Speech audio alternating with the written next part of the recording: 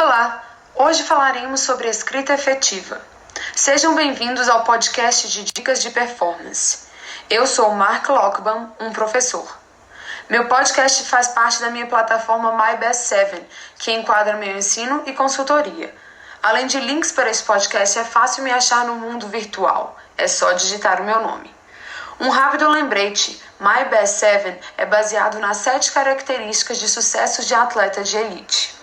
Essas características, usando a menor quantidade de palavras em uma forma bem precisa, são 1. O seu corpo.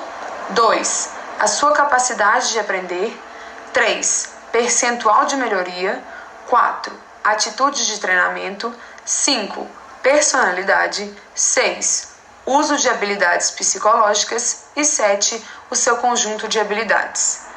A escrita efetiva faz parte da característica número 7, que é o seu conjunto de habilidades. Escritores de elite têm uma escrita efetiva. Vamos explorar agora um pouco das dicas de performance de escrita efetiva e, ao final, eu vou dividir o que eu acredito ser um exercício produtivo para a escrita. Minha dica número 1 é: poucas palavras são melhores do que muitas palavras. Essa dica não significa que livros e dissertações devem ter poucas palavras. Por exemplo, nasci, vivi e morri seria uma autobiografia menos do que estelar.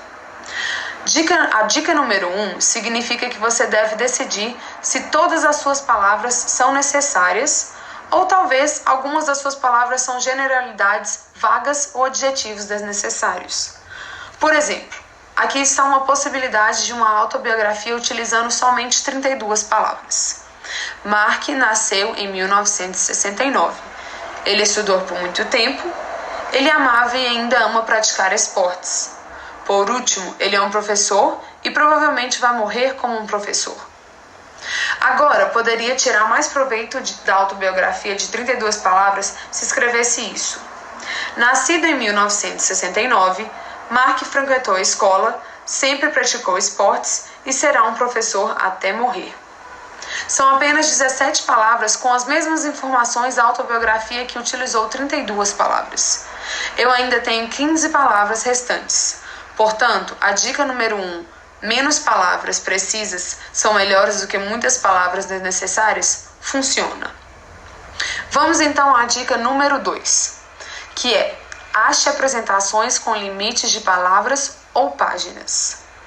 Por exemplo, se você é o meu aluno ou aluna, você sabe que eu ajudo bastante com essa dica número 2, com apresentações com limites de palavras.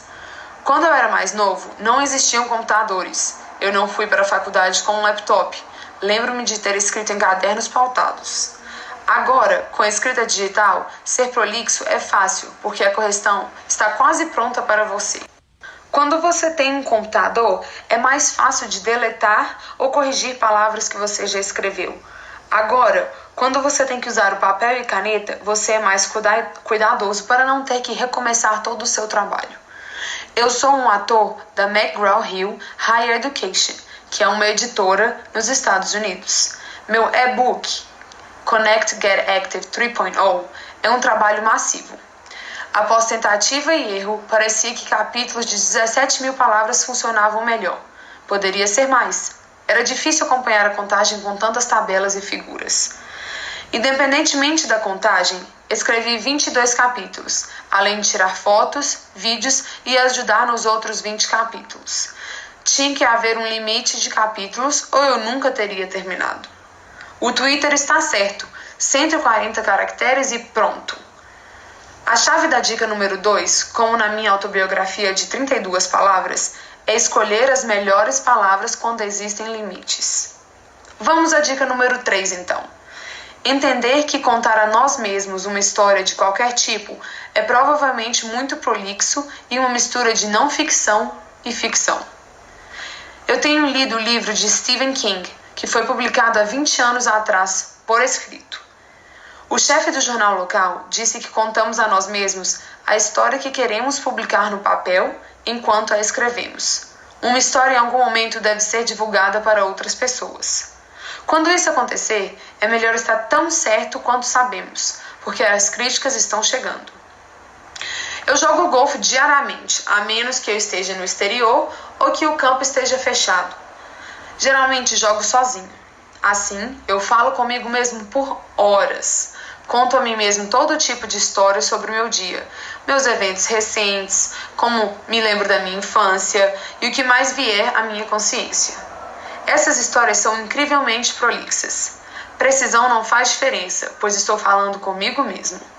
As reflexões mentais diárias desprovidas de uma verificação da realidade prejudicam o processo de escrita. Eu garanto que elas fazem. Duvido que esteja sozinho falando comigo mesmo. Portanto, ao escrever, lembre-se de dizer a si mesmo a versão menos prolixa e não ficcional da sua história.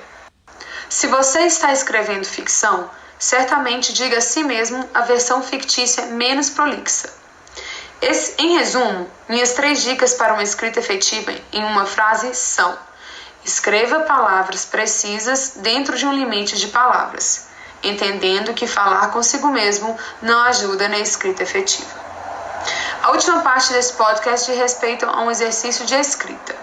Então vamos lá. Pegue um caderno e escreva uma autobiografia de 120 palavras.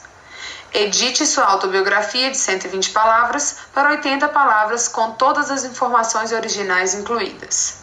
Agora, pegue essas 80 palavras e escreva outras 40 para voltar ao máximo de 120 palavras com todas as novas informações.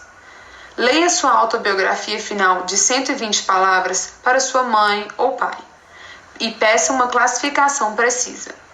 Use essa fórmula para todos os seus trabalhos escritos.